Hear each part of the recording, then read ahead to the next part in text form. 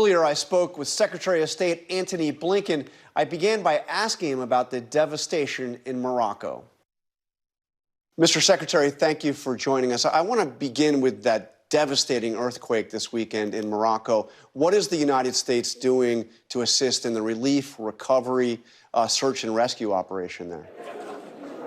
John, you're right. It is devastating, and we've reached out immediately to the Moroccan government, made very clear to them that we are prepared to assist in any way that we can. We have the U.S. Agency for International Development, which takes the lead in our efforts, mobilizing, and we're waiting to hear from the Moroccan government how we can be of most assistance. But we're tracking this very carefully, and our hearts go out to the people of Morocco who suffered this devastating earthquake, and we stand ready to help in any way that we can. All right, I want to turn to your trip. You were obviously in Ukraine this week. You went from there to the G20 meeting of world leaders in India. I noticed that the joint statement coming out of that G20 meeting does not explicitly condemn Russia's actions in Ukraine. Why is it that you couldn't get world leaders to agree on a statement calling out Russia's aggression as they've done in the past? Well, the leaders here all stood up very clearly, including in the statement, for Ukraine's sovereignty, for its territorial integrity. I think the statement's a very strong one. And what I heard in the room as well makes very clear that virtually every member of the G20, perhaps minus one, is intent on making sure that there is a just and durable end to this Russian aggression.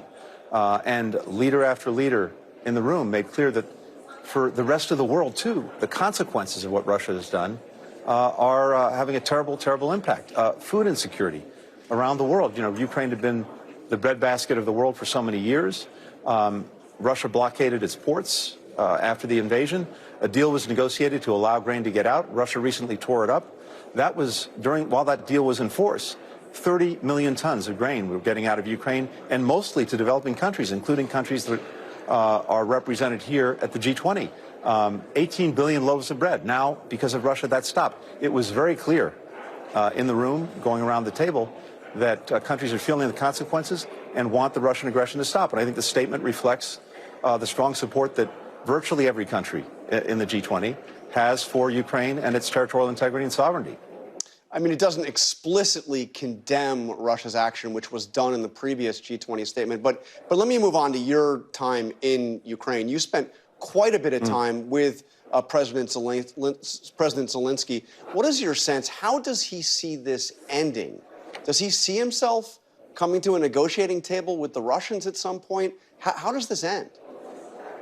Well, first, I found both President Zelensky and every Ukrainian that I met, whether it was folks in the government or whether it was many other Ukrainians that we had a chance to engage with over the course of 2 days, incredibly resilient, incredibly courageous, incredibly resolute. And ultimately, that's really what's at the heart of this, and the reason that I remain very confident in Ukraine's ultimate success, which is that they're fighting for their country, for their future, for their freedom. The Russians are not. And keep in mind, Putin has already lost in what he was trying to achieve. He was trying to erase Ukraine from the map, end its independence, subsume it into Russia. That has already been a failure.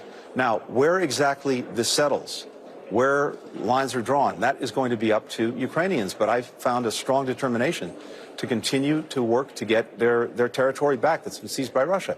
And as to negotiations, John, it takes two to tango. Sure. And thus far, we see no indication that Vladimir Putin has any interest in meaningful diplomacy. If he does, I think the Ukrainians will be the first to engage, and we'll be right behind them. Everyone wants this war to end, but it has to end on just terms and on durable terms that reflect Ukraine's sovereignty and territorial integrity. Okay, last question. We understand that the United States is considering sending those long-range missiles that Ukraine has been asking for a long time. These are long-range missiles, 200 miles in range. Are you okay if those missiles allow Ukraine to attack deep into Russian territory? John, first, we have had an ongoing conversation, engagement almost daily with Ukrainians from the very start of the Russian aggression about what they need, when they need it, and all along we've worked bringing together dozens of countries to make sure that they have in hand what they need to defend themselves. And that's been a moving picture. It's been moving with the conflict itself, from trying to make sure they were defending Kyiv, which they did so successfully early on, to now trying to take back more of their territory in the south and in the east. And so at any given time, we're looking, and part of the reason that I was in Ukraine again was to hear directly from President Zelensky. He had just been to the front lines, their perspective on how things were going and what it is that they needed to be successful, all of which I report back to my colleagues in Washington.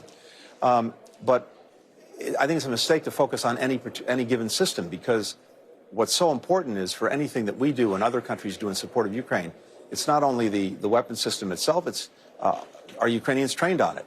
Are they able to maintain it? Can they use it effectively as part of their strategy? And we are working on that every single day. In terms of their targeting decisions, it's their decision, not ours. Well, did you as a general matter, we haven't encouraged or. Did you bring up? I mean, we've seen an increasing number of attacks on Russian territory by Ukrainian drones. Some in Moscow, Rostov on the Don just a couple of days ago. Did you bring that up? Are you okay with? I mean, obviously, it's their decisions. But is this war now escalating into Russia? John, we haven't encouraged and we haven't enabled any use of weapons outside of Ukraine's territory. Having said that, let's take a step back for a second.